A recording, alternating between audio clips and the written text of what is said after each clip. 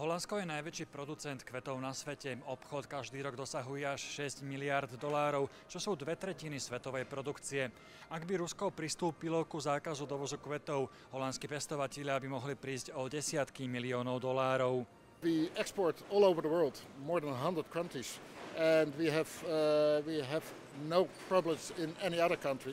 And especially Japan and United States are very strict, but we export to those countries every day without problems. Načasovanie zákazu zrejme nie je náhoda. Moskva ho ohlásila v tom istom čase, ako Haag požiadal o zriadenie tribunálu OSN, ktorý má vyšetriť zostrelenie malajzijského lietadla nad Ukrajinou. Pri nešťastí zomrelo 298 ľudí, väčšina z nich boli Holanďania. Hlavní podozriví sú proruskí separatisti. It's clear that we have now a system of exchanging almost sanctions from European Union to Russia, Russia to European Union, and one cannot exclude that, of course, this Russian measure is linked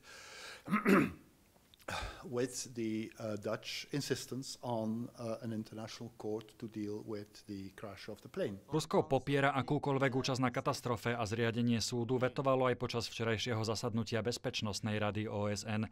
Moskva rovnako odmieta, že za zákazom dovozu holandských kvetov stojí politika. Let's say I'm more optimistic and tend to believe that our politicians on both sides are intelligent enough to avoid the problem and to stop the escalation. Rozličné verzie pádu lietadla Holanďania označujú za propagandu. Spolu s Poliakmi chcú založiť mediálnu organizáciu na spôsob britskej BBC, ktorej súčasťou bude televízia, rádio a internetová stránka.